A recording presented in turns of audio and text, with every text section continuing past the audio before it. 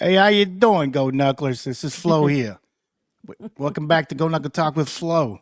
I'm gonna tell you a little something right now. Before we watch this show, I want you to do me a favors. I want you to go to the YouTube channel. I want you to like the video, leave a comment, and I need you to subscribe to the channel because if you don't, I know where you lives. I know where you lives now.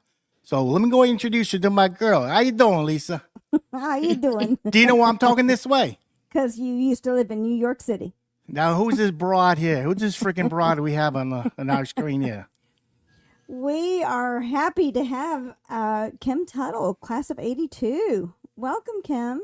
Thanks. I'm so happy to be here. Unlike Flo, I cannot. Mine. I had it maybe when I was there, but yeah, now it's gone now. But Michael's pretty good. It's pretty good. I was when I was living there. Oh, trust me, when I was working with those guys from Brooklyn, I had it down to a T. I'm a little rusty right now. I've been back in Texas too long. I was telling Flo last week when we were preparing for your show that my father-in-law has lived in Texas close to 50 years, and he still has a New York accent. Yeah, I mean some just if never. you're born and raised there, that it's going to stick with you. It just never goes away. Although I worked really hard to get rid of my Texas accent. Yeah. I did. No, I used that. I used it to an advantage when I was meeting women. Yeah. Well, it got hairy. How you doing, man? I'm from Lubbock, They Texas. did really like that. They would look at your driver's license and go, "Oh, you're from Texas. Is your dad in oil?" I'm like, "Yes, everyone's in oil. Yes." Right? Yeah. Kim, remind our viewers where you're living now. I live in St. Louis, Missouri.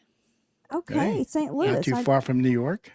No, well, yeah, I've kind of Well, lived. it's the Midwest. Yeah, it's the Midwest. I've kind of lived in different Still places, but closer I've been than in St. us. Louis probably since like 98 or something. So a while. Oh, wow. Okay. Yeah, a long while. Yeah. So, I was going to Go say ahead. before we start, do you want to go ahead and mention something? Oh, me? Oh, Yeah. yes. The last time I was on, I owe an apology to Scotty Hill, apparently. I thought all these years sorry, this is my dog, Archie. I'm trying to keep Archie. Hi, Archie. say hi to everyone, Archie. Um, I accused Scotty of moving my car when we were in high school. Somebody used to move my car. I would come outside and think I was losing my mind. I wouldn't know where my car was. But I found out it wasn't Scotty. It was Connie Murray, Stacey Gabriel, LaFonda Norrell. I don't know who else was in on it, but those were the culprits, pretty much. Connie, Stacey. You want me to take care of them? I can, there's the East River. I just want to apologize to put- Scotty. those Scotty, concrete I shoes. A lot of stuff. So sorry, Scotty. Scotty, I hope you're watching tonight or you will watch later so that you can officially get Kim's apology. Yes. So, Only Kim, took 40 plus years. I how know. did you Right? how did you end up in New York? Tell us about how you ended up there and in the fashion industry. Like, well, Yeah. let's backtrack. Where did you go to college and what did you get your degree in? So I went to tech, and I got a degree in fashion merchandising, Okay. which at that time, which I really wanted to be in design, but I didn't know much about it. And anyway, I thought merchandising would be a better road. So I got a merchandising degree, and at that time it was in the College of Home Economics, which I'm pretty sure is not called that anymore. Back in the olden days. So I got that degree, and as part of that degree, I had to do an internship so I could graduate. And I got an internship in Dallas at Express. Remember Express? It was part of the Limited, like a retail store. It was in Plano, in the mall. And so I got that's how I started. I went there. I had been in retail for a long time. I worked retail in high school, even in, I think I definitely worked at Works Furniture Store in high school. And then in college, I worked retail the whole time I was there. I waited tables and worked retail and did all that. So I was very familiar with that, but that's not where I wanted to go. That was not my goal. My goal was to be, I don't know, some sort of, manufacturing. I didn't even really know what all was available, but I wanted to get to New York. I tried everything to get an internship in New York, and I couldn't. I just didn't. I don't know. It just didn't work out. So I ended up in Dallas, and then should I just keep going? Yes. Kind of a long story, but so I ended up in Dallas. one of my managers at Express left there and got a job in the apparel mart. So back then, the Dallas apparel mart was the place to be. It was hopping. It's not so big anymore. Like Atlanta's taken over LA, but Dallas back then was huge. So she got a job. She got a job at the mart, at the apparel mart, and so she got me in. She got me. She got me a job with not the same person as her, but somebody. So this guy had 10 women's wear lines, and he had 5 states. So I repped all of the lines, and he gave me a little territory. It was pretty much just up and down 35, Interstate 35 and Interstate 45. So I went all the way to the border. I had all the little stores.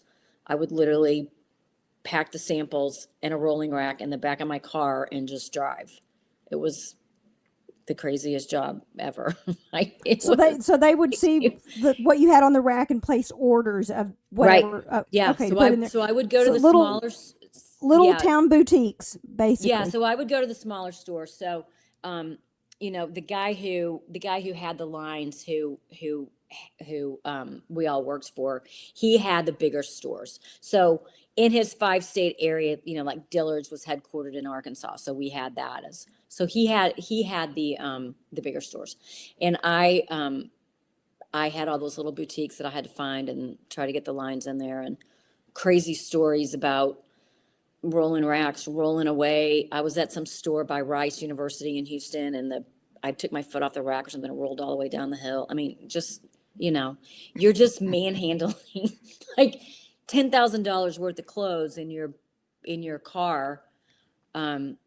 I'll tell you one quick story about that, and then I'll tell you how I got to New York from there. But I was driving I think I was in my dad's minivan, because I didn't have a car that was big enough to have all these samples. And I was driving somewhere, and I smoked back then. I'm smoking in the car, and I throw it out. And I don't know if you ever smoked, but that minute you throw it out, you're like, oh my God, did it really go out? Did it not go out? I don't know if it went out. About that time, I felt something. I'm sitting now on the lit cigarette. It has burned a hole in my skirt, in my underwear. Yeah. And so I had to pull over to the side of the road. I'm like, oh my God, I should really quit smoking. I'm like a fire hazard all on my own. So yeah. But from there, some of those lines that I represented, obviously we had people from New York coming into Dallas all the time during market and all of that. And that's how I met somebody, and that's how I finally got to New York. Well, did you grab one of those scarves and kind of had it open and cover your butt and where the hole was and accessorize? You know what? I just had, I mean, it was just, besides the fact I almost lit like $10,000 worth of clothes on fire as my dad, it was all, I just wrapped a scarf around me and just kept going, just kept driving down the road. I think I was on my way to San Antonio. So you repped a higher end line? Yeah. We had, who did we have back then? We had Izod, which hadn't really made its comeback yet. Izod was big when we were in high school, and then it went out again. And now it's huge again. Lacoste they've kind of rebranded themselves, and it's bigger again. But we had that. We had, the lines were really traditional. I don't know if you would even know of any Herman Geist and J. Christopher. They were higher end, yeah. They're higher end, but very classic clothing, traditional clothing. Which wasn't me at all. So I had to wear this, I was dressed like Madonna usually back in the day. I had on, something ripped, something black, some sort of chains. I had to work hard to sell these clothes that didn't look like me at all. Yeah. You were dressed a little too matronly for your style. Interesting as you share that. I just recalled a memory when Ronnie and I first got married, and he was playing in a semi-pro league in Liberal, Kansas. I worked in one of those boutiques. Oh, yeah? The Anna Traherne shop in Liberal, Kansas. Okay. And they had high-end clothes. I mean, at that time, I couldn't afford anything that I sold, but it was a tiny little boutique, but they had those labels, and it was a fun experience. I worked all in retail through college. Yeah.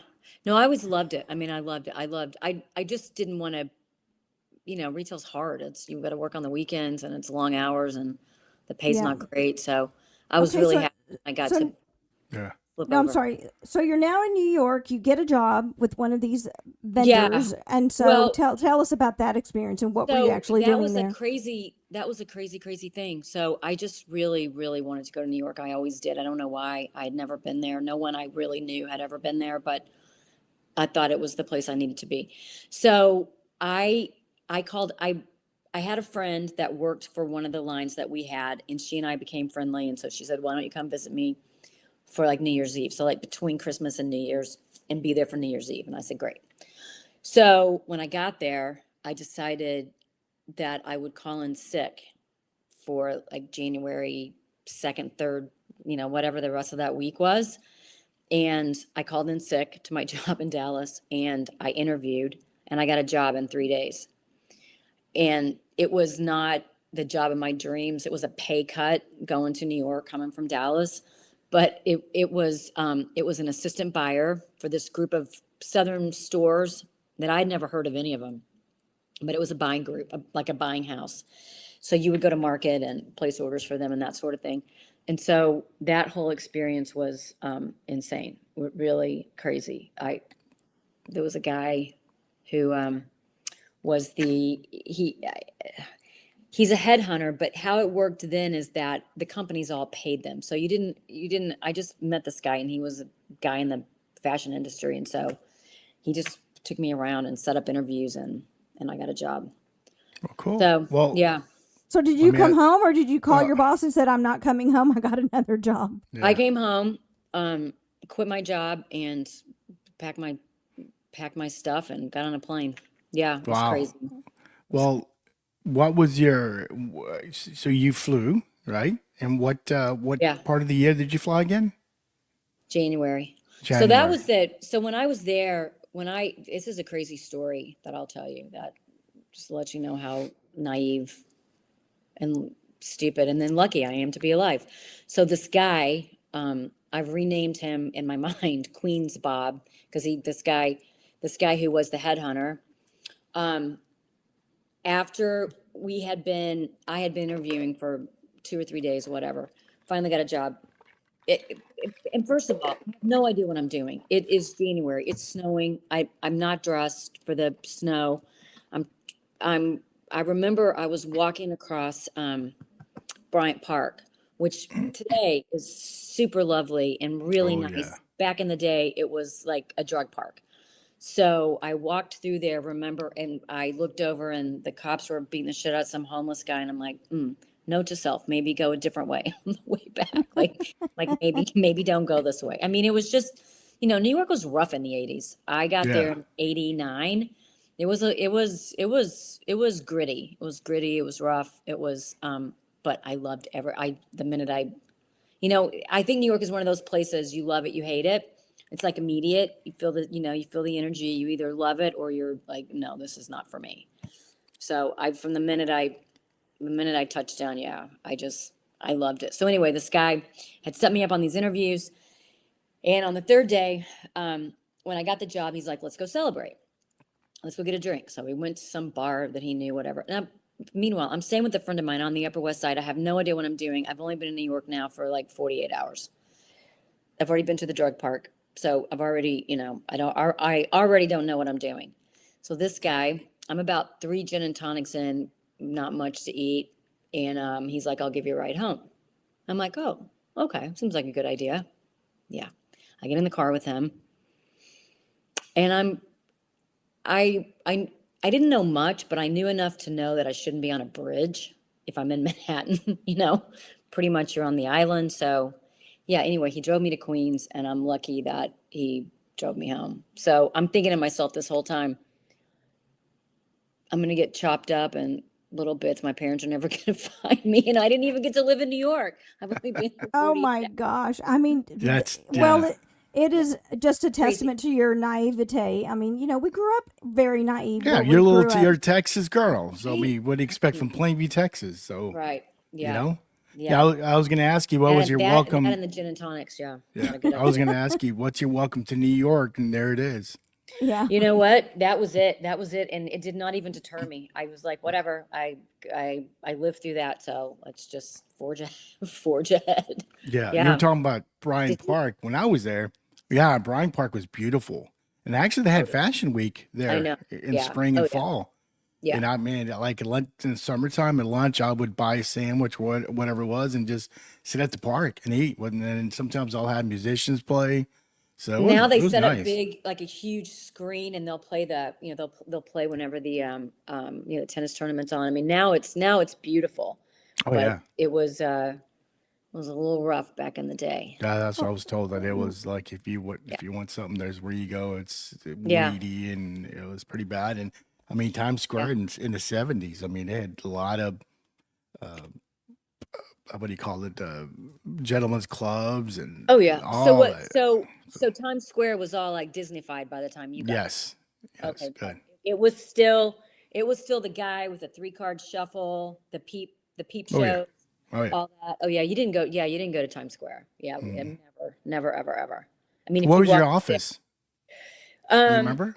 yeah, oh yeah, yeah, yeah. I worked in the buyer's job didn't last very long. I was there 6 months, and then I got a job with one of the vendors that we were working with. So I got into accessories. So I wasn't on 7th Avenue, which is where, technically the garment district is, because I was an accessory. So I was on 5th Avenue between 37, 38, Excuse me. 37th, Oh, 38th Street. Yeah. So it was a great, great, great location. It was right across, like there was a huge Lord and Taylor store across the street. The library's at 42nd and 5th, the New York Public Library, which if you haven't been there in a while, it's a really, really cool place to go if you're in New York. I did a tour there last time I was there, which I don't even know they did these, but it was great.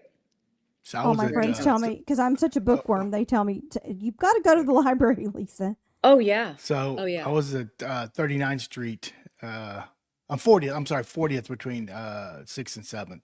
Yeah. So Yeah. Yeah. that's Yeah. So we weren't far at I was all. there a couple years ago and I found my office. I'm like, oh, cool. Yeah.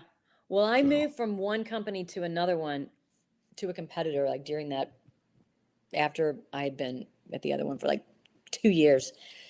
And it was literally like 3 buildings down the street. It was the same. I mean, it was all of the scarf houses were on the same. There were only maybe 5 or 6 of them. So they were all, yeah, they were all kind of in the same place. But what a trip. What a wild place to be. It Just sounds like it. I mean, it's so not, gentrified now. Yeah, it's very gentrified it is. everywhere in New York. It is. So, where did you live? You lived in Queens, you said? No, no, no. I No, always no. I no. always lived in Manhattan. No, that's where You, Bob lived. That's oh, where that's where that's where Bob that's lived. where Okay. that's where Queens Bob. We Okay. Okay. had to relegate him to Queens. No, I lived a couple different places. So the girl that I originally went to stay with her, and then when I got a job, I moved in with her um, on Upper West Side. It was on 92nd between Columbus and Amsterdam, which was now, I mean, now it's all gentrified, just like you said, now it is. But back then, Columbus, because of Columbia University, Columbus was good all the way up through like the hundreds. So that part of it was fine. But Amsterdam, above 80, still a little rough. We used to joke like people selling skateboards and whatnot, like, whatever you want, you can above 80th on Amsterdam. So that was kind of, so I lived there. And then I lived a couple different places. From there, I moved to the Upper East Side, I think. I lived there for a little while. Didn't really like that. It was too. Did you ever go to the Upper East Side, Michael? It was a little yeah, weird. I mean, yeah, just to the bars up in the West Side. But It I was lived kind in of a college yeah, thing up there, but it was yeah. either super rich. So you had places like Elaine's, like where famous people went to eat, and us urchins would just walk by and press our face against the glass and hope to see somebody famous in there because we couldn't afford to eat in there. And then you had all these college bars where eventually they would stop letting guys in because it would just get so like a frat party, disgusting. So it was a very weird. Upper East Side was Right. not my vibe. Yeah. I I mostly, I mean, when I first got there, I went to a few bars just to, to enjoy New York because, like I said, I'd never been there either when I moved there. But once I lived there a few months, then I found Denim and Diamonds, and I was a country guy. I Ooh, used to love. yeah. I mean, I went to Midnight Rodeos 4 or 6 years in a row. I mean, I lived there. And when I found Denim and Diamonds, I didn't go anywhere else. About Saturday nights, I would go there and hang out till 4 o'clock in the morning. I don't remember if maybe it was there. I don't, It was on 47th and Lexington, I think. okay. Oh, yeah. That's an interesting area. Yeah, you walk in, you go downstairs, and Yeah. the dance floor is downstairs. So, and it was fun because I wore my hat. I lived in Bay Ridge, which is right across from Staten Island. I was about a few blocks from the Verrazano Bridge. So, if you guys don't know what the Verrazano Bridge, if you watch Saturday Night Fever, the scene where the guys are playing on the bridge, John Travolta and those guys, and one guy fell off, that's the Verrazano. So I live off of there, and I would take the subway, and I would walk, and then, New York, they did have huge blocks. So I would walk from my apartment to the subway, and of course, I'm wearing my hat, my starched jeans, and they get all these people saying shit when I was just walking. Hey, where's your horse, cowboy? But I would get in the subway. But it got you a lot of attention, which is also. It did. And it got to the subway, and then on the way back, I took a car service. I wasn't going to get in the subway like at 2, 3 o'clock in the morning. So. Oh no, I got a really funny subway story. Tell us. I was going to go there next. I lived in Manhattan, so I limited myself to the trains. Like there when I lived there, there were more trains then, but I didn't want to confuse myself. So there was the 1, 2, 3 on the west side, 4, 5, 6 on the east side, and they just go up and down, north and south, up and down. So you can get pretty much anywhere you want to go, and then you just walk across. So I never got on any letter trains. I never, I'm just staying on the 1, 2, 3, 4, 5, 6 to make my life easy. So I just broken up with a boyfriend, and I'm walking out of happy hour with some friends, and it starts snowing, and it's that heavy. It's not that beautiful Colorado snow, it's this wet, heavy, it's gross. And I have on my cowboy boots because that's what I lived in. That was my uniform for 2 years. I had black leggings, black cowboy boots, and some sort of a blazer, like every day of my life when I lived there. That's what I wore to work, which I'm sure people thought was ridiculous. But so anyway, I'm trying to get a cab, but of course it's snowing, so everyone's trying to get a cab. So I'm like, oh, fuck, I'll just walk to the train. So I walked to the subway. And oh, by the way, for work, I had 2 huge shopping bags full of like these little tiny gifts. I forget what they were, but they were like something small. But I had 2 giant like 2 Macy's, shopping bags full of these things. So I finally just decided I'm not going to get a cab. So by now I'm like soaking wet. So, and I have my cowboy boots on.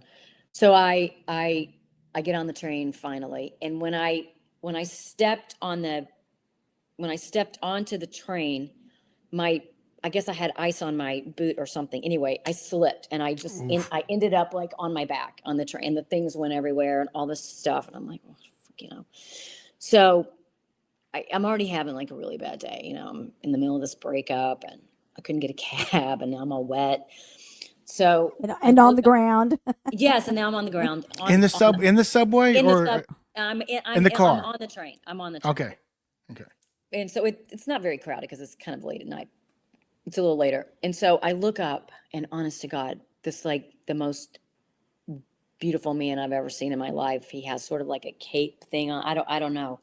He just stood over me. And he's like, "Can I help you?" I'm like, "Yes, please help me." So he helped me up. He gathered all my things. He was so nice. And I'm like, oh my God. So this is the people, there are some nice people in New York. They're very rare.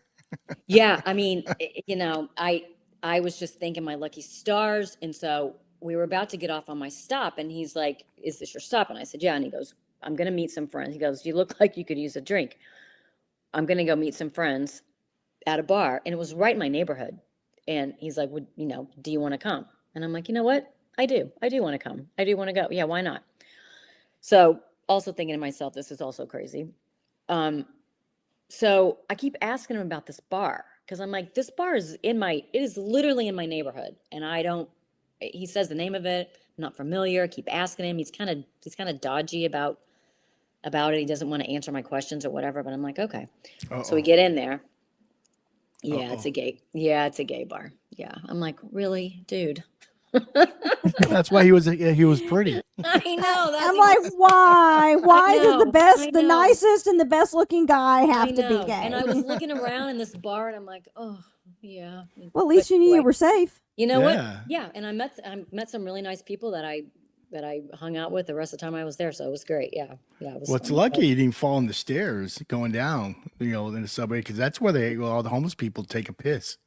That's all. I'm telling you, when you first walk in, they yearn, especially if it rains. It's strong. That's When disgusting. I went back there after Rudy got elected, Giuliani, I went to Penn Station, and I'm like, where did they go? I don't know where all the homeless people went. I don't know what he did with them. They were literally East River. I'm telling you, there were none. I know there were none. know they're in the river. Yeah. Well, It was crazy. I love that story. I mean, sometimes those serendipitous things happen, and you end up making friends that you would have never met had you not fallen. No, but I mean, when I tell my friends, I'm like, I thought I was getting picked up, and not so much. Yeah, see, I was lucky. Damn. Only me. I worked in the industry before I moved to New York, and I'm going to all these conferences all over the country, and so I met a lot of people from New York. So when I moved there, I knew about a dozen people, so I hung out with them first because they showed me around. So I was pretty lucky. Well, let me go ahead and share my come to New York story. Yeah. So Monday, I'm going to the office, and I'm staying with the guy coworker, and get into the subway. And of course, you hear all this shit, and you watch these movies. People getting mugged, raped, murdered, stabbed, whatever. And I'm standing there, and there's a guy in front of me. And now all of a sudden the train starts moving, and I took the letters, the R and the D, Yeah. and the B. I know you were brave. You were brave. Yeah. Well, all of a sudden we're moving, and this guy goes, "Can I have everyone's attention?" Just yells it. I'm like, "Oh shit, we're about to get robbed." I mean, my heart just stops. I'm like, "Oh, first day, I'm gonna get mugged." This is your first day. First Right? First day, and then going to work, and I was in the subway, but he was just begging. He wanted everyone's attention because he needed money. He had to tell a little story and get money. So I was like, and my friend Mike Zeitman was laughing his ass off because he knew better. He knew that, they do that a lot. The homeless people. He was laughing at you. Yeah. Yeah, he was laughing at me. I'm like, all right. And then the funny story continues. So these guys, my boss, Mike and I'm saying Ira and Bill, owners, straight out of Brooklyn. Bernie was the the accountant, straight out of Brooklyn, and Mike Zeitman, sales guy like me, straight out of Brooklyn. So they took me to lunch the first day, and I'm hearing these guys talking like this, talking real fast. And all of a sudden, they ask me a question, and then I can hear myself slow. Yeah, I mean, I was just going, oh my God, I could hear my drawl for the first time because I'm surrounded with these guys from Brooklyn. It was sad. I mean, the first time I went to a deli to try to order a sandwich for lunch, I just was looking at the board, and the guy's screaming next, and I don't really know what that means. And so I literally had to go to the back of the line like twice because I couldn't tell him what I wanted fast enough. I'm like, oh my God, I'm not even going to be able to order a sandwich. And these sandwiches can feed you a week. I know. I mean, they're like $10-12, but it was piled of meat. Same thing with the bagels. It's like, hey, I didn't like cream cheese, so I said, can I have a butter? And I had like a 2-inch thick of butter. Yeah. So I would say, can I have very little butter? Okay, maybe 1.5 inches. I'm like, dude. Butter. Butter. I mean, back bagel? then, yeah. Oh, wow. And the same thing with the cream that's the cheese. Thing. It's like I remember the week I was leaving, I lived across the street from a bodega, which is just a little grocery store, they always have a little deli in there. And anywhere you go, I mean, there was like the best meatball sandwich I ever had in my life at that bodega. And I was sad. I'm like, I'm never going to have that meatball sandwich again. And it was really, really good. And back then you could you could get anything you wanted delivered, before Oh yeah, DoorDash, that's right. Yes, before any of yes. that. There was the last place I lived, which was on Murray Hill, 28th and 3rd, I think. There was like a Greek, a little Greek deli thing. And they would, honest to God, they would bring you, like in the morning, I'd call and they'd bring me an omelet, or at night they'd stop and get you a 6-pack of beer on their way, or a pack of cigarettes, or whatever I mean, you could just Are get you anything. kidding me? You could get Yeah. anything in the world delivered. And there was no huge fee. I mean, There was it no wasn't. fee. No. Maybe you gave No. the guy a buck when he got there. Maybe that was Yeah. it. And I remember a friend of mine who had grown up on Long Island. Her father worked in the city, and he had an account at one of the liquor stores. So we would just order up all the liquor, and then they would just all get delivered to her to her father's apartment. I mean, it was just great. Back before Yeah. anything, you could just get anything. I mean, you could call up Blockbuster. They would bring you DVDs. They would deliver anything. Yeah, because you got to think about it. No one, you can't afford a car in the city or in the boroughs. It's too expensive to park. Insurance is outrageous. That's why not many people from the boroughs they don't get licensed till like their mid-20s Oh no. because they don't need it because No. they take the subway or take a cab or car Wow. service. That And was so- did you have to get a license while you were in New York? Did you get Yeah, I had to switch my. When I first you moved go to here, the DMV? yeah. I'm sorry. So you had to go to the DMV? Well, at first I didn't because I flew there and lived, and one of my bosses, eventually- yeah, the first raise they gave me, they want to get me a car. I'm like, don't get me a car. I have a car in Texas. I'll fly and get it, and it was a stick shift mistake. Yeah, you Mistake. don't- Oh my gosh. Yeah. No. So they And they there's nowhere paid to for my, park. huh? I mean, there's nowhere to park. No, well, I was living in Bay Ridge, so so they paid for my insurance and my monthly payment. So I was pretty cool. But in the boroughs, I don't know about the city, they have what's called alternate parking. So you can only park on two sides one night. And then you got to 'Cause the move your next car in day, the morning. You they- got to they're gonna- get up at you got to Yeah, they're gonna sweep the streets. Yeah. So the next day you can park on the other two streets.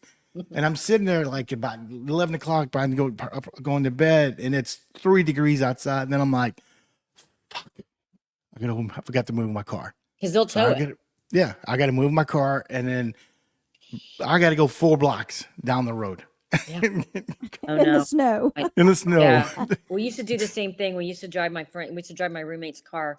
We just get lazy. We didn't want to take the train back from wherever we were, on the island or whatever. And then it was just a pain in the butt. It was just a pain to have Yeah. to get up early in the morning. You got to move it. You got to find another spot. It's like, oh my God. What's even worse, in the city or in the boroughs, you can't make a right on right turn. You can't. A right So- on red, you mean? I mean, right on red. My bad. Yeah, right on red. You can't. It's against the law. So you're sitting there making right turn, and of course, there's about 1,000 people crossing the street, and they're not going to let you in. So if you see a little gap, I never drove. I never Oh, drove in the city. only I time drove I- a couple times just to move the car for my roommate, but no, I never drove. I kind of forgot how. Yeah. Honestly, after 3.5 years, I moved back to Dallas. I almost killed myself numerous Yeah. times trying to merge onto the highway. I'm Oh like, my Well, gosh. the Were you reason I terrified drove- to drive after yeah, that? yes, I was terrified, and everyone in the car with me also terrified. oh yeah, because you're on this side, and then all of a sudden, 5 lanes down, it comes a cab, boom, cutting Oh, yeah. across you, and literally they don't give a shit. They didn't. They don't. No, the reason they got me a car because they got into trading cars, selling sports cards and sports memorabilia. So I was a guy that was going to these stupid shows on the weekends, around the tri-state area. Yeah. And so I had to have a car, and I hate driving in the city in that stick shift. Hated it. No, that's a lot. That's a Yeah, lot. it sucked. Yeah. It sucked. It would not be fun. I live near there, but I never went there except for once that I flew in thinking because I was going to the middle of nowhere in the Poconos, Oh, and yeah. I flew into New York, and I can't remember which airport. And by Probably the time LaGuardia or JFK. by the time I got out of there, I was in tears and shaking like a leaf. Oh my God! I was Because Yeah. it's just, So I called and I said, "Can I please return my card in Scranton?" And so I don't have to drive it back. No, I had to drive it back. Oh, you did? Yes, Yeah, I no. did. Driving Yeah. there it's no joke. It's not for the not for the Well, faint. especially if you don't know your way around. I'd No, never been there. It was just absolutely terrifying. So You every also how got long were you there? every street's a one way. About 3.5 years. yeah. Yeah, You also got to look for those messenger bicycle guys. those They guys. run your ass over, and now they have those motorbikes or little what do you call those motor Scooter scooters, things. whatever. Scooter Yeah, things, yeah. and they Mm-hmm. run over your ass. There was you were talking about your subway. I remember it was a weekend. It must have been like in the winter or whatever.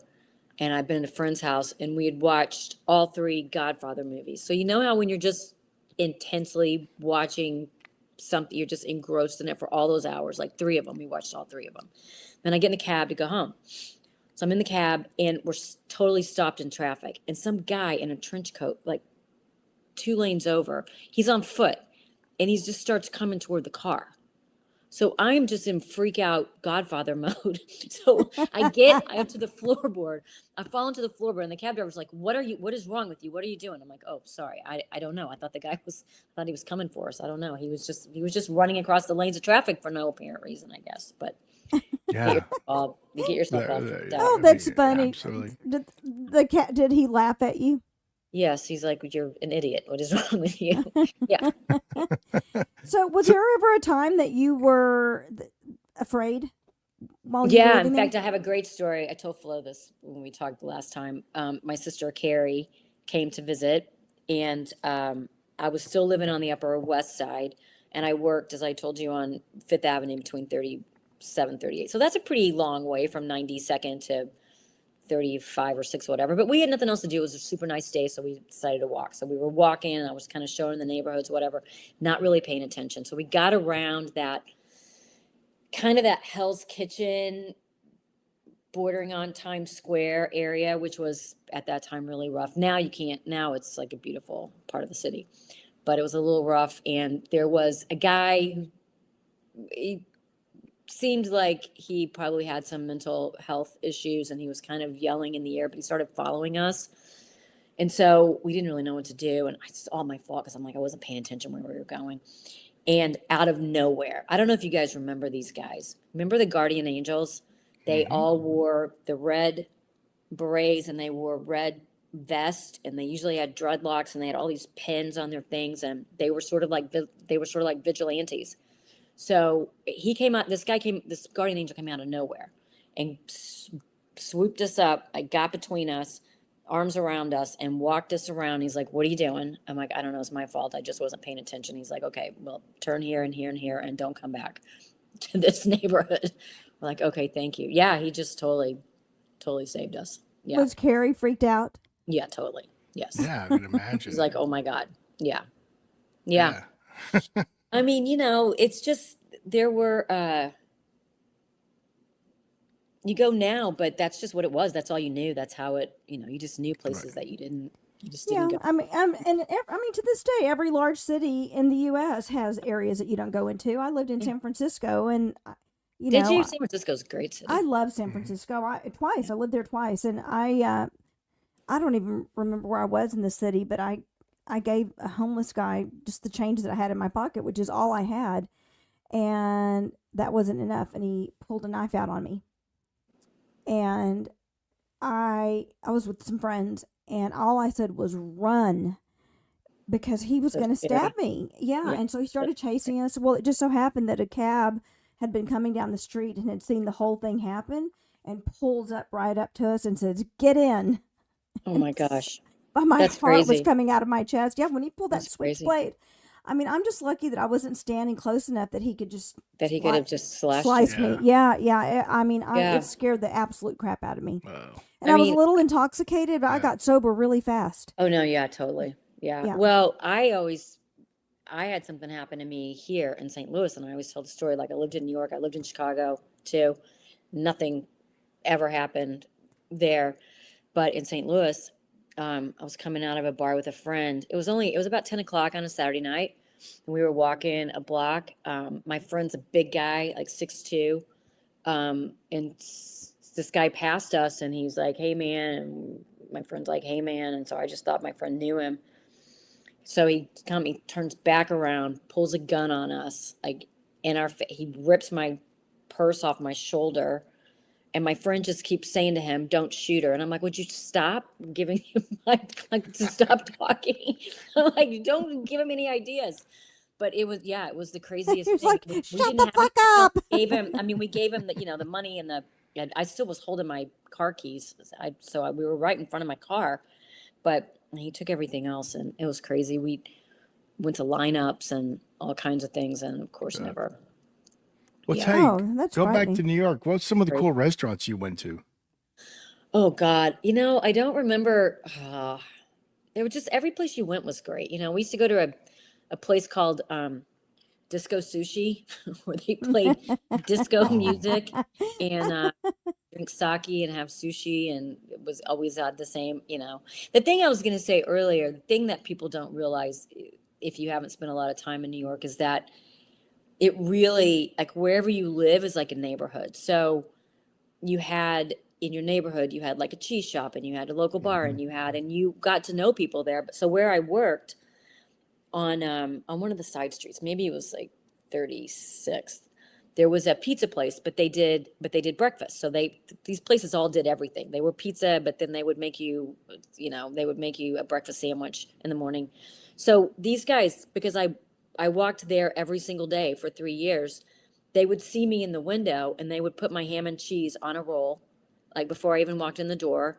They knew my name. I mean, so it was really kind of amazing that in a city that big, you really felt like you got to know people because you were in your little microcosm of your neighborhood, I was just about to say you were in a little microcosm in a Yeah. neighborhood, and you took the words right out of my mouth. Yeah, for There sure. was But that's one of the things that makes New York City what it is. Yeah. Because you were saying, like, you have a dry cleaner, you have a bodega, you have a liquor store, Yeah, all that.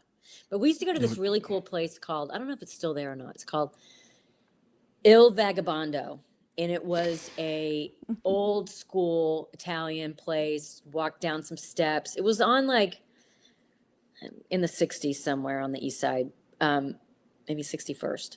But the thing that was so unique about it is that it had a bocce ball court in the middle of the restaurant. No. Nice. So you would go in there. There were no menus.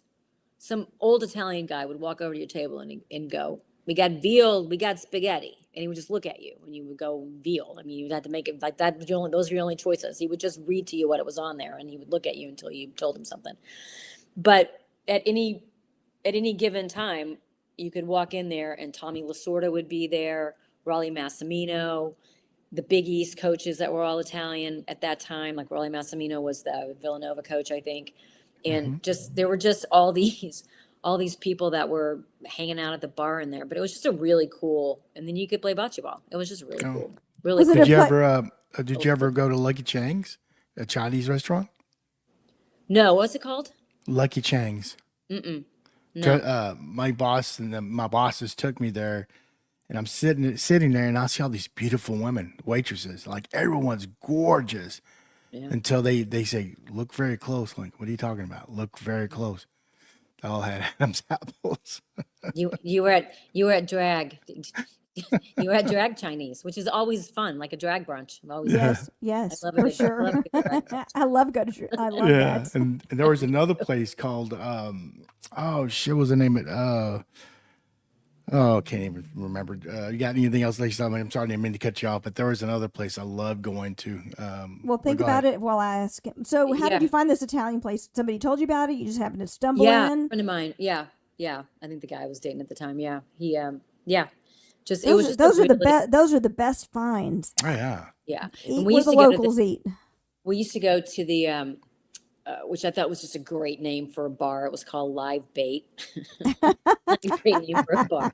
And it was really cool. It was owned by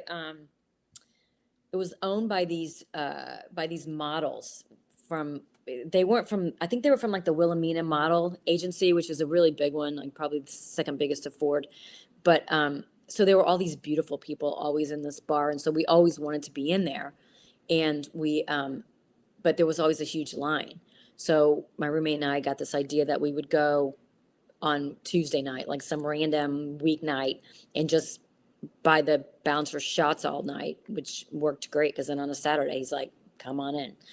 So in that place, you would see like, remember the Breakfast Club, like Judd Nelson and there were like soap opera people in there. The Nobody, Bride Pack.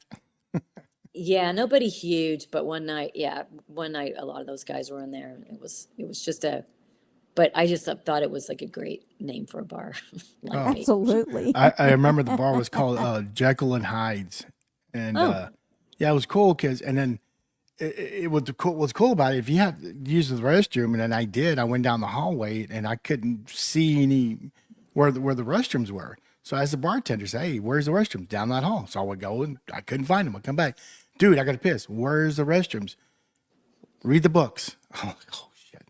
So I go to the books. Oh, then I see a section with all the books with the word men in it.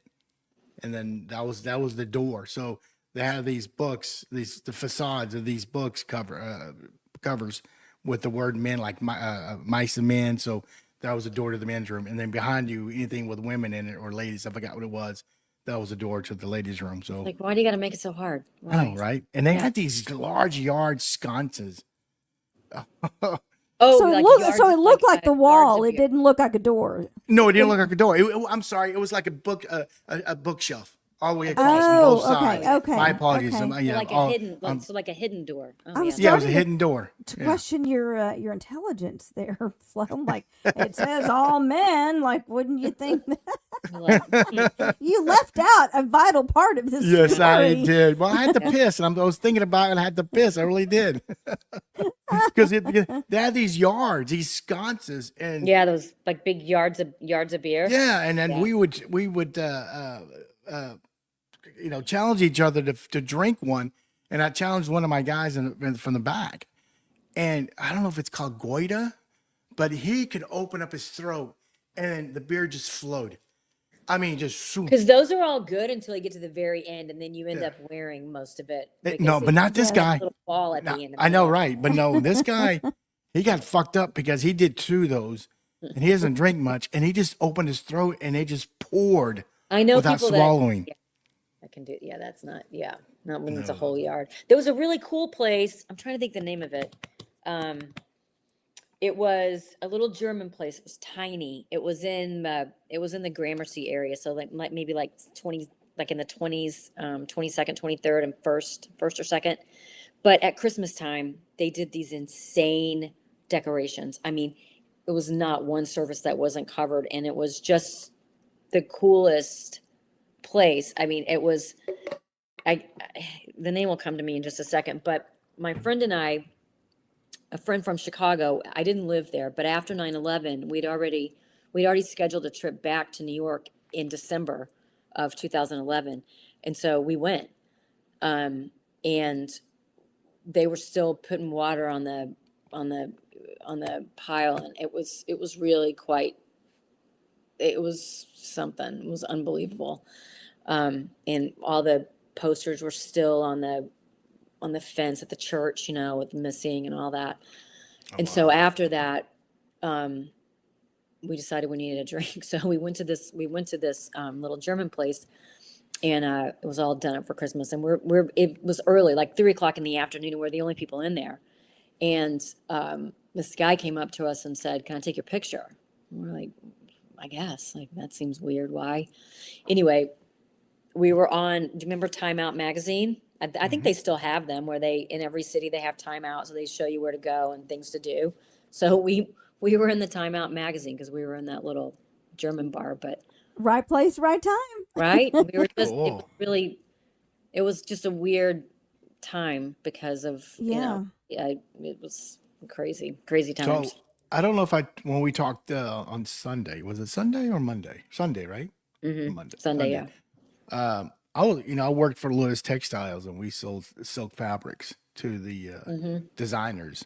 And I'd mentioned that our 2 big designers were Ann Klein and Ellen Tracy. Yeah. Well, one of them gave us tickets for the fall and the spring and the fall Fashion Week. So I was able to go to a runway, and So cool. I'm gonna go ahead and bring up these super 90 models. Do you remember them? Oh Oh my my gosh. God. Look at Linda all of them. Evangelista, Helena There you go. Yeah, Christensen. yeah, yeah. I mean, these Christy Claudia Turlington. Yeah, Naomi. Yeah, Schaefer, they're all there. they were there, and here's this kid from Plainview, Texas, going, Wow. I know. and then this one here, Cool. Christy Turlington, we almost kissed, and What? we were in, we had a Really? meeting with Ralph Lauren, designers, and we were leaving, and I was exiting the elevator, and we nearly bumped lips. And the funny part, though, is me and my That's boss took about 7 or 8 steps, and I looked at him like, fuck, it's Christy Tarleton. I'm like, should've damn it, I stayed. should have just gone, oh, sorry. That would have been assault, Michael. Well, it was an accident. I mean, we almost bumped. Yeah, she's married to Ed Burns, that actor. So, but no, I was very lucky, and it was pretty cool. I was like, oh wow, I was pinching myself watching these women, supermodels. That's amazing. Yeah, We had when we did scarves, we had the license rights to both of those. We had the license rights to Ellen Tracy and also to Anne Klein. It's funny. yeah. But I looked up one day and Oscar de la Renta was in our showroom. And I was like, what? I mean, to Yeah. me, it was like some sort of royalty just walked in. I think he handed me a piece of trash and wanted me to throw it away. And I'm like, yes. Oh, Yes, yes. Give did me all you your like rubbish. did you like those sample sales in the fall? Yeah. Did you ever go? Yeah. You Oh, would yeah. explain did everyone what sample cells are?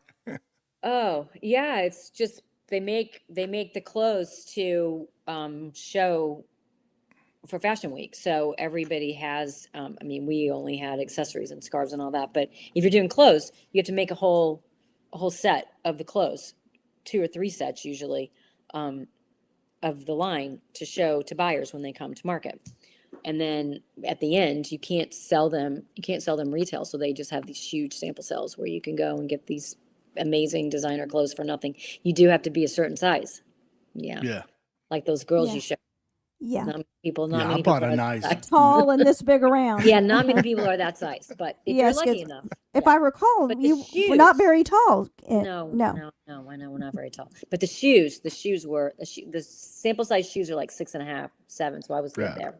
I was I good. bought this nice like outdoor jacket for like $40, and then I think it retailed for like $700. So it was like sweet. Oh yeah, yeah. And then my No, it was second good. ex-wife threw it away, bitch. I went to. Hate it when that happens. I lived in Salt Lake City, and Eddie Bauer used to do a big, giant sample sale at the convention center. Oh yeah. Because it's big. There's numerous ski resorts there, and that Yeah. was quite an experience. Oh yeah. Salt and- Lake City's cool. Yeah, I love Salt Lake City. I'm going to share just a very short story because I think you'll Yeah. get a kick out of this. So Yeah. I'd moved to Salt Lake City sight unseen, and so I didn't know anything about Mormon culture. Mm. And so I'm in the sample cell, and they said the best way to approach this is to get as much as you can carry and get in line, because the lines are so long into the dressing room, which was a one big giant tent that they hung like, Target or Kmart type little cheap mirrors all the way around and put a bench. So they had one for the men and one for the women. Well, my then husband was like, don't take long, hurry up. So I took off everything, and I had on thong panties and no bra. And I'm just I'm in the zone because I've got to hurry. I've got so much clothes, and I moved there. I had no winter clothes, so I knew I needed to buy a lot of stuff. And I'm hearing all these people like, oh my heck, oh my word. I mean, there's commotion, and I'm oblivious to it. I turn around, and everybody is exiting. And the people that aren't exiting, that are still trying on, they're wearing their Mormon garments. Mm. And me, in my Texas accent, said, what the hell are y'all wearing? I mean, And I cleared the tent. First of all, I'm Nice. indecent to them. Everybody left but one lady. And I said, can you just explain to me what has occurred here? Because I just rolled into town yesterday. And that's a whole different That's a whole different animal. Yeah, so Yeah. I grabbed my stuff and, walked out and looked at my husband. I said, "Let's go now. Let's go right now. Let's Yeah, walk out of here." that's Yeah, fun. I caused quite a commotion. Yeah, that was Yeah. that sounds like what they used to have in Filene's basement. Did you ever go to a Filene's basement? They had those like Maybe. they had some in New York. They were just it was like a TJ Maxx on steroids. But everybody was just in this one room, just naked, trying on clothes, and didn't really. But no one was offended, so Yeah. that was And I'm good. thinking to myself, we're all women. It's just a body. Like, what's the big deal? But, I was quickly educated on why it was Yes, so offensive to everyone. yeah, no, In that's how retrospect, you roll, Lisa. I mean, as soon as I got out of there, I couldn't stop laughing. I laughed all the way back to my hotel. Well, that was like being in the. I mean, I like joke about it. I belong to a Jewish country club now, so I feel like I am at least part Jewish now. But um, I had never met anybody Jewish when I moved to New York. And so not only had I mean, I think in Dallas I was a little exposed, but then you get to Manhattan where my first boss was Solomon Schulman that had, 2 fingers of vermouth at 3 o'clock and took the train to Great Neck. I'm like, what? Yeah. Yeah, it was a whole thing. Yeah. I But mean, did you ever have moments where you felt like you were in real culture shock coming from Texas? oh yeah. I mean, I would just say the dumbest things. Like they would ask you like, what are you? Meaning, what's your heritage? Are Right. you Yeah. Irish? Are you look at me, are you Irish? Are you Scottish? I would say I'm a Texan. And they would all just fall on the floor. I thought that was so funny. And I had Yeah. no idea what they were talking about. I'm like, we didn't talk about that in Texas. I don't know if we've just been around too long, but nobody talked about if they were Irish or whatever. Nobody ever, I don't know. Well, About that. darling, I'm going to turn on my twang. And I lived in Mississippi, and I got asked, "Excuse me, ma'am, what is you?" God, I know. You're like, Every I day, can't understand every you. day, Put the every marbles day. out of your mouth so we can understand you. Yes, I'm like, what do you mean? What is me? I'm a girl. Yeah, but what is you? I'm like, No, and I would respond, I'm a I Texan. know. And they're like, okay, that's just it goes with the territory, I guess. If you're I'm from like, Texas, I'm that's a just what farm it is. girl from West Texas. I don't know what you're asking me. Yeah. Well, They who's were your? they were fascinated though. Yeah. I'm sure if you were wearing your hat, Mike, they were fascinated with people from Texas. They really Oh were. yeah. They took my driver's license and all of a sudden they're like, oh my God, where are you from? What are you? Yeah. Yeah. So I was gonna ask, did you go out to dinner like large groups and like like in the city, the big dinners? I Yeah. mean, it is true on the like in the movies and TV shows they do eat late.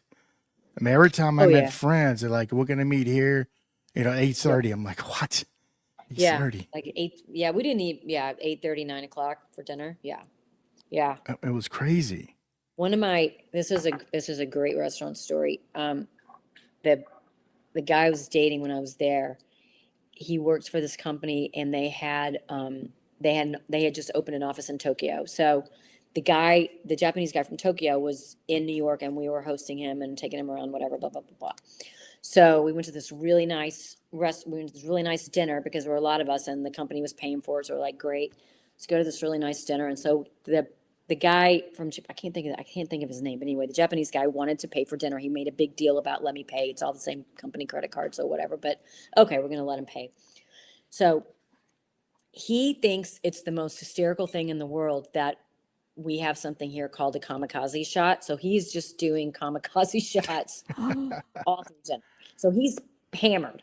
He's hammered. Anyway, we're all at dinner and he pays the bill and everyone's happy and we're leaving. And so we're standing, just the two of us now. He and I are standing on the corner trying to get a cab and everybody else is kind of dispersed. This waiter is running down the street after us. Oh. And I'm like, well, that's not good. I mean, he literally was chasing us down the street. And the guy didn't tip him. It's not customary in Japan to leave a tip. And this was a huge bill. And so, of course, no Venmo. So we had to go looking for an ATM, get some cash, and come back and pay this guy. But this guy literally chased us down the street. I mean, He's the like, balls in this guy he's to like, chase what? y'all. He's like, what the hell, man? This is like, I mean, this was probably $1,000 dinner, back then. That's a So lot that of was a money. lot of money that he was going to get stiffed. And he's like, I'm not having it. I'm like, Yeah. oh my God, they really do chase you down in New York if you don't pay. Hell, I would have Chase your chased. ass I down would the have chased somebody down too. I I know. Well, don't blame him. I've got He did. a large dinner. My first one that I attended, it was a friend of mine. She asked me to go, and I think it was a restaurant underneath Empire. I think it was Houlihan's. I'm not sure Yeah, if that's no, the name. there was a Houlihan's, right? Or no, it was a Fridays. Okay, maybe it's a Friday. Anyway, There's a so Fridays let me right there at back the up. Plymouth Yeah, Station. let me back up to Lubbock. Go back up to Lubbock. So when me and my boys went out to lunch or dinner, when the bill came out and the check, we would figure out what we owe to the penny. Okay, I had this. I had Oh, this you're many one of beers those. with tax. Yeah, we were. I mean, to the penny. So I get to my first dinner in New York, and I'm sitting there looking at the menu. I'm like, shit, the cheapest thing is $25-$30 for a burger and fries. So I'm gonna drink water, So I ordered that, and then at the end, whenever the check comes out, and then all of a sudden, all right, guys, it's gonna be $60-$70 a piece. I'm like, what? I'm like, what? Yeah. It's just No, divided it's- by. They just divided by the number of people. I'm like, Yep, and you so learned every to, time- to order every time something I better. Exactly. shit, every time I went, I mean, I wouldn't order a steak, but I order a good meal and a couple of good drinks. I'm like, Yeah. screw that. Oh no, I mean there were days. I mean, you couldn't live. It was like you didn't have enough money to live. But it was fun. It was Did fun. you yeah, always well- have? Did I you didn't always know, have roommates in order to make it there, or were you able to afford an apartment on your own?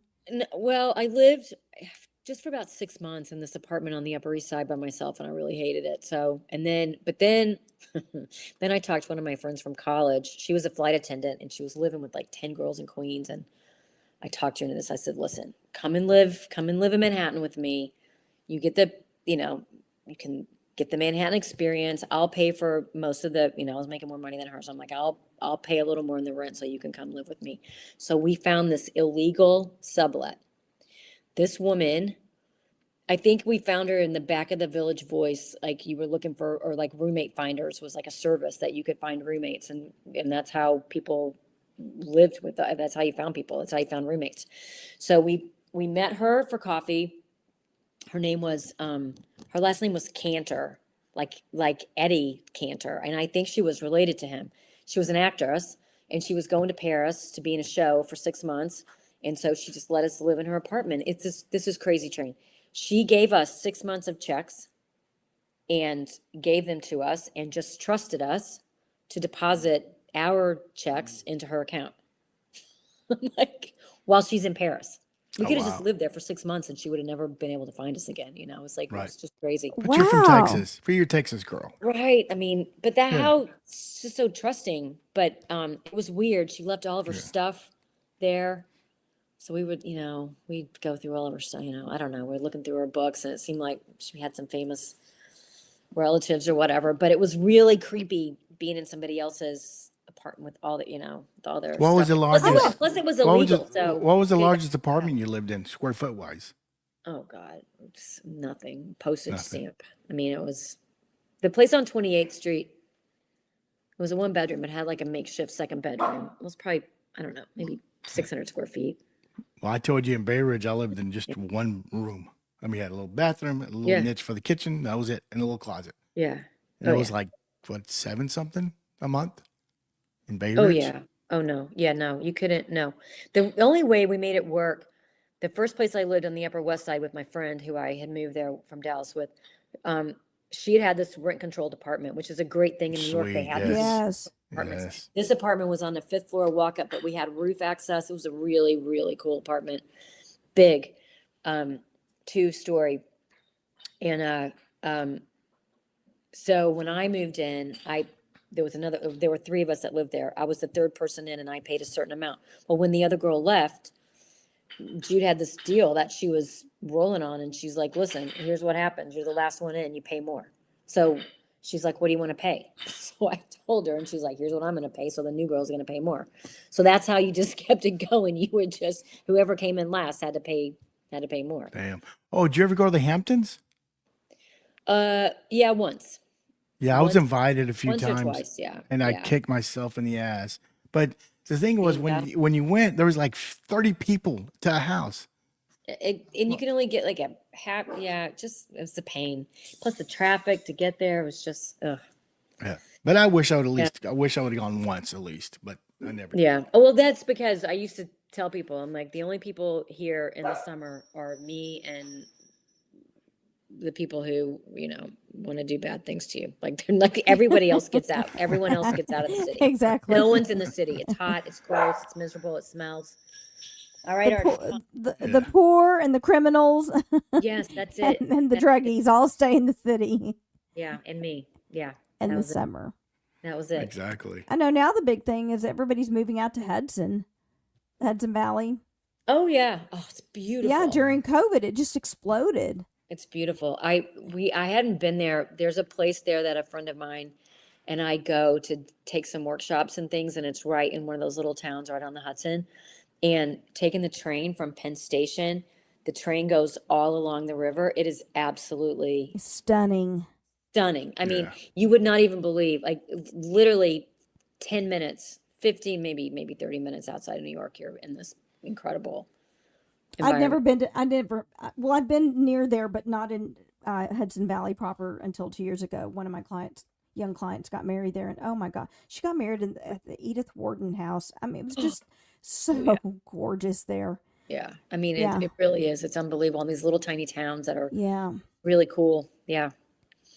Very cool. So was it hard to make friends, or did you just make friends from all these serendipitous occurrences? I had some friends from work. I didn't really keep in touch with anybody. The girl that I first moved there with, she and I kind of had a falling out. So I didn't really keep in touch with her. And then I dated somebody while I was there. So kind of through his friends, and then just work, and then you just meet people through work, really. So, why did you leave for another job opportunity? No, it just got hard. I think I probably broke up with him, and it's just a hard place. I always kind of look back and think I wish I would have stayed. I wish I would have stuck it out a couple more years. Mm-hmm. But it's a hard place to live. It's everything's, as you know, Flo. Everything's hard. Everything's. I mean, I would have stayed if I didn't get married to my first ex-wife. I would have stayed longer, absolutely, because I was telling you I was breaking into the manufacturers. I was getting more appointments and designers. So, but I had to get married and move back to Texas. I didn't want to raise any kids there in New York. That's the main reason. Yeah, why. I would have stayed. I just found it.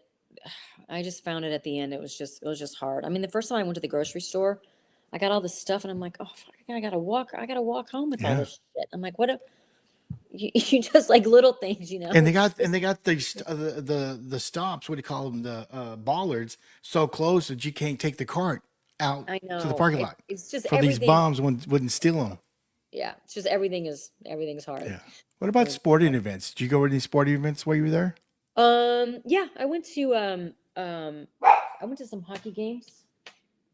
Which one? Islanders, Rangers? I went to a Rangers Islanders game. Okay, hold on a second. Let me put my dog up on this chair. Okay. Okay, he doesn't want to. He's like, Mama, get me. Now he's just gonna bark. Mm-hmm. He's been psychotic today, the dog. I went to a huge fight broke out at the Rangers Islanders game. I swear to God, they had somebody did something to somebody, it's a huge rivalry. Somebody broke somebody's leg, and so they're chanting this name of the guy who played like 10 years ago, and then this one idiot guy had an Islanders jersey on in the stands, and I thought they were going to light him on fire. I'm like, it's really, really not smart to wear this jersey. Do you want up there? All right. I'm not going to let me get him. He's not going to get him. So, well, I was lucky. Well, it was there a couple of years when they had the New York Marathon. And back then they started on Staten Island and they ran across the Verrazano Bridge into Bay Ridge where I was. So I watched the first one.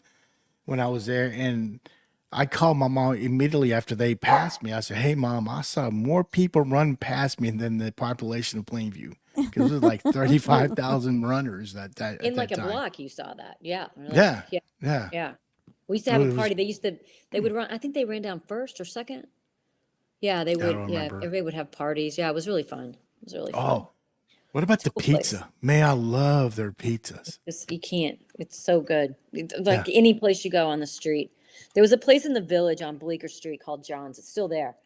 Some of the best pizza ever. Yeah, It's been I've there. had Chicago. The what is it called? The Deep dish. deep dish. Yeah. It's okay. No, nothing beats New York pizza. And then Oh no, there's it's one, good. and I went 2 years ago when I went to New York to Ferrara's down in Little Italy.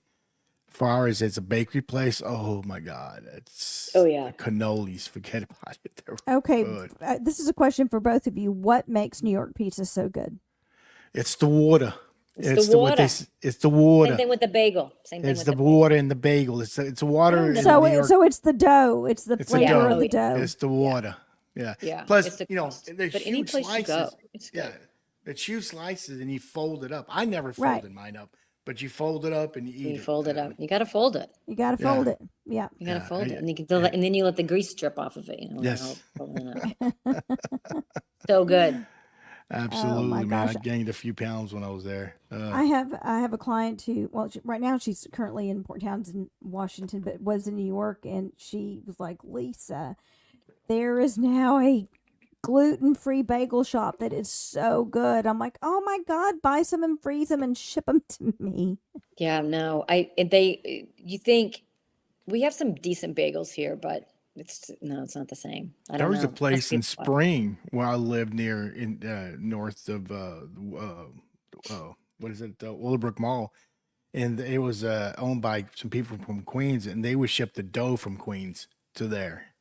So I Wow. always bought their bagels. Yeah. Paid a little bit more, but it was worth it. But Yeah. they closed. They're not around anymore because I was gonna get some more about I don't 2 know. years It ago. must be the water. Yeah, I don't know. Yeah. No, I think I saw that on one of the cooking channels that is about the water. Oh, and Andrew Zimmern. Going back to your job, this is a two-part question. What was the most stressful part of your job, and what was the most fun part of your job? Oh, market was the most fun. Market was so fun. Like I had the in-house account. So I had like Macy's, New York, New Jersey. I had Bloomingdale's. I had a lot of the New York accounts. And so market week was just a huge party. People would just come. You had appointments all day long. People would just come and look at the line, and just it was a lot of work, but it was awesome. So much fun. Work during the day, partied at night. Oh Yeah, he just partied all day, really. It was just, Yeah, I mean, it was the 80s, we were doing a Yeah. lot of stuff. It was the 80s in New York. It was fun. It was fun. You need It to not snowed a say lot. more. It snowed a lot even in the summer. It did. Yeah, it did. There was a lot of that going on. Okay, so Yeah. what was the most stressful part? Just, I mean, just being young, just being young. I mean, I was only 20, maybe 25, 26 when I lived there, 20, So it was just, you were always just trying to figure out where your next move was and what you wanted to do and how you were going to get there. And, that was always just the stressful part. I mean, the stressful part about any kind of fashion is that you have these deliveries and there's a lot of stress around trying to you have to have, we had a warehouse in Scranton in Pennsylvania, and you were always just, on the phone with him saying, where's my shit? You gotta ship it like today. It's gotta go. You just have to, there's a lot of stress with just like deliveries, no one Right. was going to die if they didn't get the scarves, but it seemed like that, it wasn't, Right. we weren't curing cancer, but it was stressful nonetheless. Well, there's pressure, Yeah. because because of the there's competition. Yeah. Absolutely. So, I've- but I've had two questions that were really good questions, and You did? they just went out. well, I can share. I flew mean, I away. could sit here and just share some more I know. stories. I mean, I Oh, remember there's yeah. my boy Mike. Zeichman, he goes one time, said, "Have you ever had a chicken cutler Parmesan sandwich?" I'm like, "No." I said, "No." And so we went to this place called Hero Boys. We had to take a cab for that. Oh my God, it was the best sandwich worth ever. it? Oh hell yeah, it was like The $15 food bucks, is but just the food is just amazing. that I was would get I would get really homesick though for food I grew up on, like a piece of fried chicken or something. You couldn't just go get that. I mean, I don't know. You oh, couldn't. The funny first you time I went say. to, yeah, what? No, I was gonna say, funny you say that. Me, it's Mexican food. I guess you too. Everybody Same, from yeah, Texas, I couldn't find a place. And everywhere I went, I ordered no, fajitas. I'm like, "Where's the sizzle?" They just lay the piece of meat there. I'm like, "Where's the sizzling?" Well, they told me, hey, they said, "Hey, there's a place like 2 blocks behind us, but behind us on 40th." He goes, "They make really good breakfast tacos." So I went there, and I walk in, and there were Asians, serving. I'm like, Mexican like food. like it may not taste the Yeah, same but as in it was Texas. good. Yeah, It was close. It was the best there in New York, in the city that I had. yeah. Any kind of So beans, you fried would just beans, get, whatever. but you would just get. I mean, I got invited to a Super Bowl party, so I was going to make queso. I went to 8 different grocery stores and nobody sold Rotel. I mean, I couldn't, I'm like, I don't know how to make it otherwise. I don't know what to do. I don't know. It's just going to be cheese. It's going to You be, could have I don't know. substituted some I don't know how spicy else to make it. They don't, chorizo. yeah, Yeah. they didn't sell Rotel. But I got so homesick. So I called my mother and I'm like, I'm going to make this fried chicken. I don't know how to do it, but I'm going to do it. And for some reason, I don't know if back in the day you couldn't buy the chicken pieces or whatever. I bought a whole chicken. And And how to cut it? I hacked this thing to bits with a knife that was duller than whatever in my kitchen. There was chicken guts everywhere on the refrigerator, and I managed to fry it. It tasted like shit, I'm sure, but I'm like, you know what? I'm just gonna make myself some fried chicken because I can't seem to find any. You were probably cleaning grease for No. weeks after that. I Uh, remembered the question and I want to ask it before I oh yeah, forget. okay, yeah. One, do you feel that your time in New York City changed you in a way? And if so, can you elaborate on that?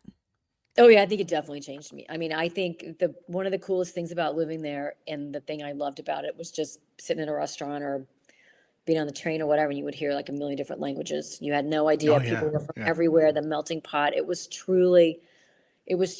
was amazed every single day. There was a kid who worked construction. We were redoing our showroom, and he was from Eastern Europe somewhere, like Czechoslovakia or somewhere. But he worked for a guy who was Italian, and he spoke English with an Italian accent. And I'm looking at him like, what? You are so confused, you don't know.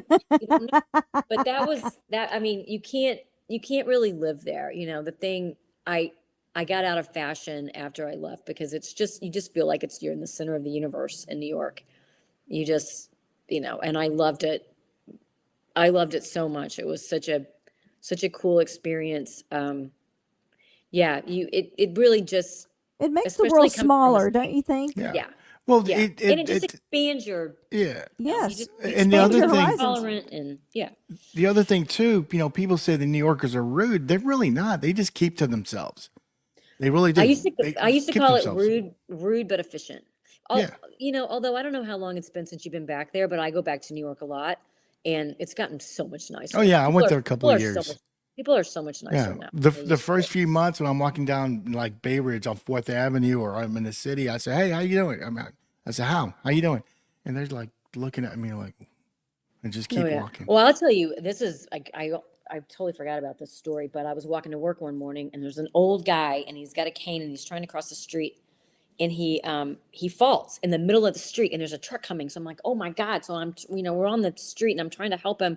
We help him up, and I managed to hail a cab, and so I get in the cab with him for some reason. I don't know. I'm just trying to make sure he's okay. I don't know why I get in this cab with him. He's so pissed off at me. I'm like, dude, you almost got hit by a truck. I just fucking Saved your life. I Yeah, just saved your life and put you in a cab. I'm like, fucking ingrate. I'm like, what? I wanted to go Trying to across save the your life, street, you just the asshole. I street, know. and He you was taking so me mad. fucking He's like, 10 I blocks don't down have the time road. for this. I don't have time. Okay, well, I should have just let you. I should have just let you die in the street, I guess. Oh my gosh, that's I'll share incredible. some funnies. You know, I've always worn my jeans heavy, extra starch. I mean, they're thin. Yeah, I have to pry them open, basically. So when I go to New York, you know, I wore them, and it's time for me to take them to cleaners. I said, I want extra heavy starch. I said, okay. I mean, they look at me funny. I'm like, yes, extra heavy. I get it, and they're flimsy. I'm like, dude, extra heavy. That is extra heavy.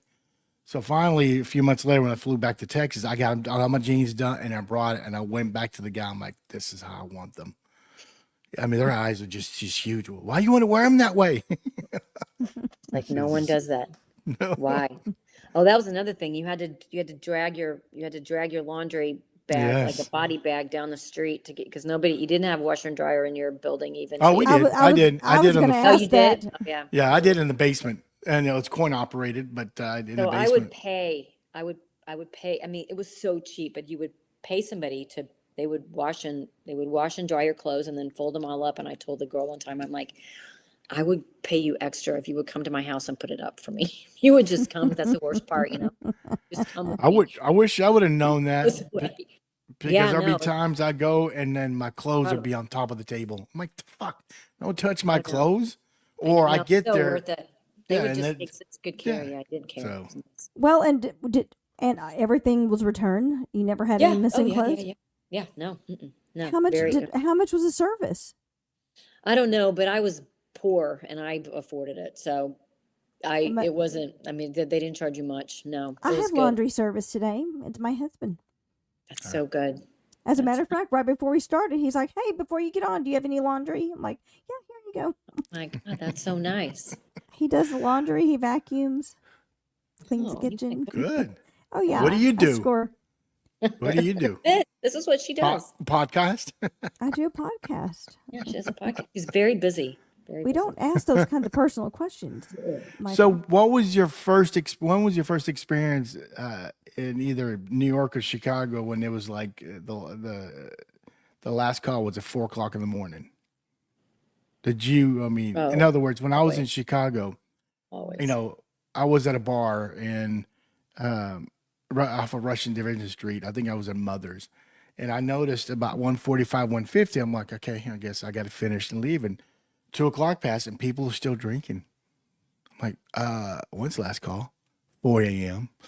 Oh, so Yeah. I get a car service back to Rosemont by the airport, and I'm still drunk, and I had to get up at 9. I think I got in about 6.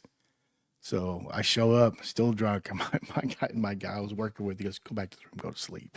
It's like, what dude you smell? Yeah, no, there was a great bar. Did you ever go to Kingston Mines in Chicago? It's a great bar. Great. No, food. I've been to Russian Division Street, Shenanigans, Mother's, and then Baja Beach Club was not in Russian Division Street, but it was off a ways. Yeah, So I that was a actually pretty lived cool on place. Rush. I actually lived on Rush, but further, cool. not by division, but I lived further down. Yeah. Yeah. But I that had was to go. great, yeah. I had to go to Mother's because, you know, that was there was always a scene in About Last Night. You know, they hung out at Oh, yeah. Mother's in that movie, so I had to go there. And I I had to told go you, there. Carrie told me to go to Shenanigans, and I went to that one. So I guess she was dating a guy there. Oh, was he either New York or Chicago? I keep forgetting. But anyway, Chicago. Yeah, so Yeah. she told me to go there because I think a boyfriend either owned the bar or he was a bartender. Yeah. Tim, I would imagine your transition to Chicago was so much easier since you'd already experienced New York. Yeah, it was. I mean, it was years later. Yeah, Chicago's just a much different feel. I mean, plus I was older, but it was Chicago. You just got a little breathing room. You know, you got a little green Yeah. space. You got a little, you know, New York. You're the minute you walk on the street, there's like 4,000 people in your face. You're like, oh my God, I just need you to don't touch me. You know, I mean, it's very like New York can be very, very like claustrophobic. In Chicago, Chicago didn't feel that way, but I didn't work in the city in Chicago. I worked in the suburbs. So I was in Oh, my you car did? a lot. Okay. Did you Yeah, ever but I take the lived in L the city. train? No, I didn't really because I had a car. You know, I didn't take the train much. My friends made fun of me. They're like, "You don't know where anything is in the city." I'm like, "I know. I just people come get me, or I drive somewhere." You know, I don't know. I didn't really know I didn't really know Chicago, not nearly as well as I did New York. How long Hey, were go you back there? to Oh, sorry. Go 3 ahead. years, about the same, about 3 years. Okay. back to New York. Did you ever go to Coney Island or the beaches there? I did not. I never got to Coney Island. Mm-mm. Yeah, No, we went there. The original no. Nathan's hot dog. Oof, Yeah, good. Yeah. yeah. She And No, worked I and never. partied. Yeah, yeah. No, we had a lot of we had a lot of fun. But You should have fun during that time, you know. right. Oh, Oh, I remembered the other question. I have to okay. ask it. Yeah. So you were we were talking about stress and all that, and you said, just being young was stressful, and that sparks something in me. You watch all these movies like, um, the Brat Pack or whatever. Uh-huh. Mhm. That just seems like maybe this is just the way Hollywood has portrayed it, but people living in like New York City, if you're in your 20s, there's this angst. Everybody's single. You're not wanting to be single. It's just this youthful angst that exists in living in these Yeah. big cities. But, it's Yeah. depicted that way. Do you feel like that's an accurate depiction? Oh yeah, I do. I do. I think it's. I mean, I think anytime you're, no matter where you are, maybe I don't. Maybe it was just that time. I mean, I feel like it's anywhere you are. You're young. You're trying to, always try to get to the next step. Trying to figure Yeah. out what you're gonna do, who you're gonna be with, you're gonna meet somebody. It's very. All those like transition times in your life are very stressful. You're I trying hate, to I hate figure to out say who you are. this, but I feel that one night stands were accepted in living in New York. Or anywhere really in the 80s. Anywhere. Well, I thought more New York for me, but anyway. Probably. Yeah. I mean, in the city, it's just easier. You never. Oh, There's and just then more. in other There's just words, more because it's people. like There's more people. here they want you to call. They expect you to call them, and in New York is like, no, don't call me. No, I don't want to have lunch with you. Go, bye. Yeah. Went Yeah. for No, one I think night. that's probably. I think there's just. I mean, I think there's just more. There's just more people there, so you get more. Mhm. You got different kinds of people. You've got. It's just way more people. I think Yeah. that's probably it. But yeah, I mean, I think that's always the angst of those Yeah. transition Do you periods. ever wonder? Did you ever see like any sets, like TV or movie sets, when just walking around? Or I saw I several. I tried really, really hard to find out where they were shooting. Uh, oh, Chris Noth. Before he was on Sex and the City, he was Yes. on. He was in what's the show? The Yes, one that's yes, been on yes. forever. The Bon The Bon Bon show. detective one. Yeah. Law and Order. Yes. Thank you. Oh my God. Yes. Yeah. So I would try to figure out where they were shooting that so I could go meet him because I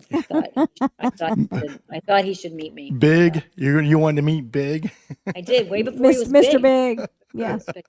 But so not when I lived there, but my friend and I were there a couple of years ago, and we were walking right outside of the Plaza Hotel, and they were shooting something we couldn't figure out what it was, and we were walking all around the scene, and then we see Queen Latifah get out of this SUV.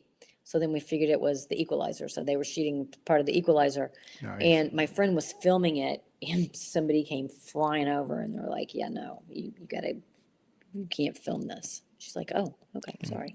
She was just taking a video of what was happening. But Queen Oh. Latifah, literally, these guys did the same scene 10 times, saying the same stupid thing.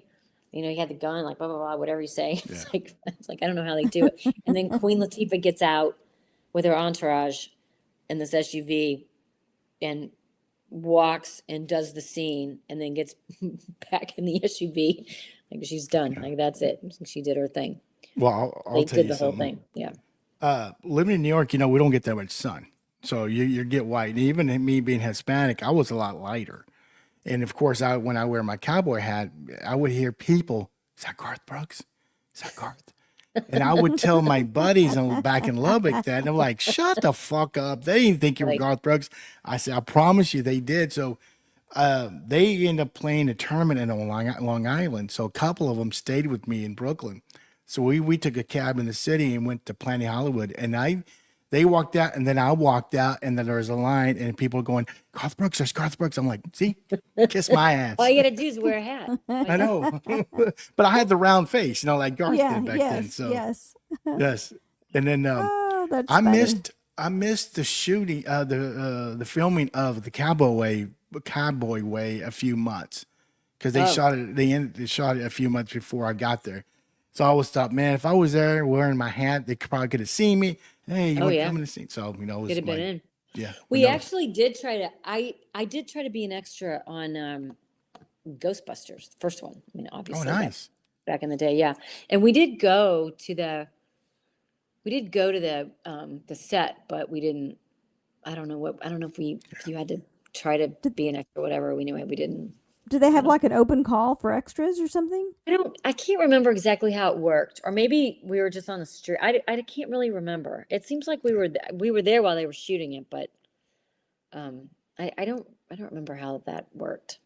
Well, I don't know. We would just try to find things to do that were free, Yeah. Hey, one thing we forgot to ask, and I never went to Broadway shows.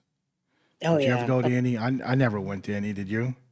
Oh yeah. I mean, I didn't go to that many while I mean, I've been to a lot now, but it's one of my favorite things to do. But we would go. There's a place in Times Square that sells half price tickets, so you can go the day of the show and you can get half price tickets to all the shows that they have. The day of, they'll have seats, so you can do that. There was one in the World Trade Center. That was like the secret one. Everybody knew about the one in Times Square, but the one in the World Trade Center, that was kind of a secret one. So you could go there, but and get discounted tickets. Yeah. You get half price tickets the day that you have to go the day of the show. Yeah. So like Saturday. Speaking of secret, I used to love going to Chumley's. It was a speakeasy bar. It was the first time I ever went to. Yeah, it's called Chumley's. I forgot where it was, but I mean, you literally need to know the address. It's just a number. And you just walk in, and there's the bar. It was pretty cool. I've traveled all over the world, and I always Google speakeasies. Oh, it's nice. I love them. I love going to speakeasies. And this one had like 7 exits. Cool it is. And to experience speakeasies in other countries, like Iceland or, in Madrid. Oh, that's really cool. Yeah. Yeah. That's a good thing to do. Absolutely. Yeah. India. Really? You went to a speakeasy in India? Yeah. That's awesome. Yeah. Would you eat steaks there too? Just kidding.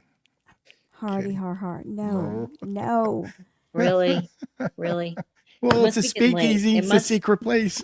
It must be getting late. Cusco, Peru. No, I mean, I don't know. I just like doing that because I like going to speakeasies, and it's like, okay, I'm in a country. That's a great idea. What is a speakeasy? What's the culture here? It's a lot of fun, and I mean, you get to experience all sorts of really interesting cocktails. Interesting, and see interesting, cool people. Well, I tried a lot also to get to the Letterman show, but I could never get in. Never. Yeah, what's really weird? We never even tried to do that. We did. I've since tried to get Saturday Night Live, but it's just, it's impossible. It's really. Yeah. Yeah. Maybe 10 years from now. Yeah, exactly. Exactly. Well, Kim? This reminiscing's been amazing. Yeah. So fun. It's been a year and a half. I mean, it's been a year and a half, about an hour and a half. So, yes, it's pretty cool. It's been great. I could sit here and talk about New York for another hour. So, I know. You don't get back there much, though? You don't get back there? I went there a couple of years ago. I went. Yeah. I mean, for a long time, I went after I left, I went back every 6 months or so. I was back there a lot. Now I try to go like once a year. I really love it. Go see a show and go to a great dinner and go shopping. Well, like you, when I left that New York, I left that industry too, and I started working in construction. So yeah, I left that. But were you ever to eat what's De Niro's restaurant? No, that probably wasn't there when I was there. Yeah. You and I were about 10 years apart there, I think. I was in 94. Yeah. Oh, so I left. You were in 94? Also not that much longer. Yeah, I probably left in 93. Yeah. Tribeca's. That was the name of the restaurant. Yeah. Very, very nice. So we'll have to sometime talk about Lisa's world travels. That sounds interesting. There you go. Yeah, we should. Yeah, we should do that. I love to travel. I'm moving to Spain, Kim. You are? Yeah, at the end of this year. Where in Spain? I love Spain so much. Well, our intentions all along have been to move to Logroño, which is it's in the region of La Rioja, which is northern Spain, close to Bilbao and San Sebastian. But we're in contact. We were there in September and rented an apartment, and there are not that many expats, but there's now a big influx of people, and they're not wanting to rent apartments to people. So that's an issue. And the couple that we hung out with said that's the reason that they bought an apartment sight unseen. Yeah. Because they had dogs and you could get a rental. So we're going to go back to where we were originally going to move to, and that's in Valencia, just to start out. I love love Valencia. Southern Spain. Yeah. I like Seville. My first time in Seville, I'm like, I could live here. I could live. I love the people. Except the fact they don't eat until 10 o'clock at night. I was starving every night. I'm like, please let me in this restaurant. I know. Why do you make me wait till 10 o'clock? But I love Spain. That's so exciting. I know. I love it there. Well, my mother's Spanish. My grandmother was from Barcelona. So and my dad was French, so that's one of the appeals. And my husband's a cyclist, so being in Logroño, we'd be close to La Vuelta or the Tour de France. So that was an incentive too. I have a really good friend here whose son lives in Spain. He married a Spanish girl, and so they're staying there. I don't know where they are exactly. I have to find out. I think maybe they're in Madrid. So, have you been to Madrid? I have, but I didn't spend any time there. I just flew there, and then we got on a train to Seville. Oh my gosh, Madrid is an amazing city. Yeah. Amazing city, but I could never live there. It's so big. It's so saturated, and it's like combining New York City and San Francisco together.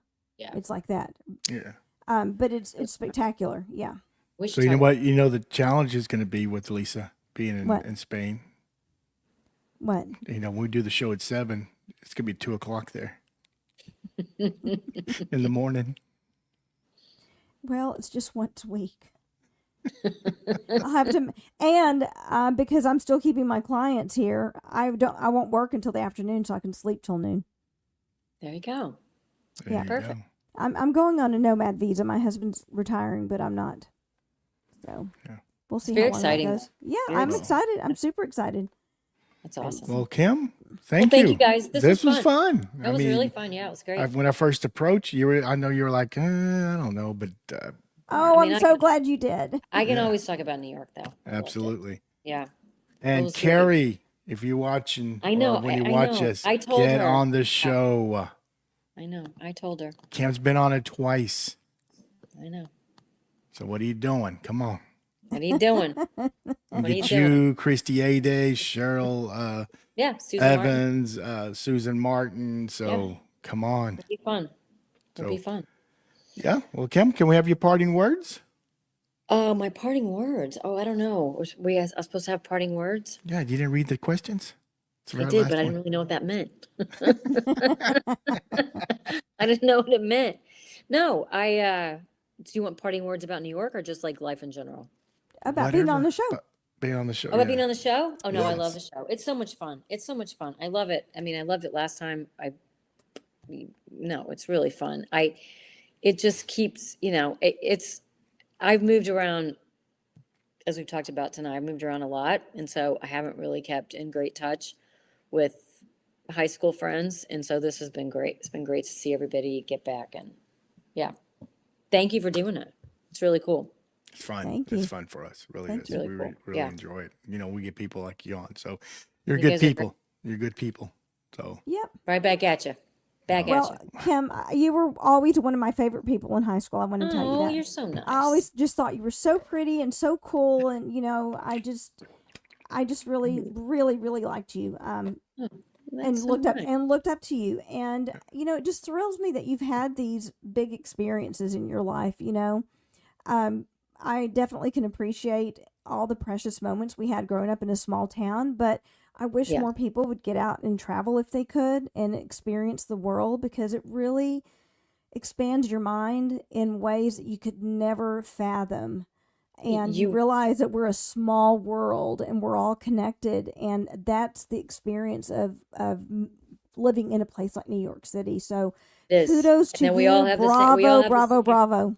We all have the same. When you look at it, it's easy, and we're in a time right now when we're very divided, and but we have so much more in common, all of us, than So we much do. more Oh in yeah, common. And absolutely. if you don't get out of your little bubble, it's hard to know that somebody, just because they look different, talk different, have a different religion, we all have the same worries about our kids and all the same things. We're all way more similar than we are different. So, Yeah, and that's 100%. exactly the thing you learn when you, 100%.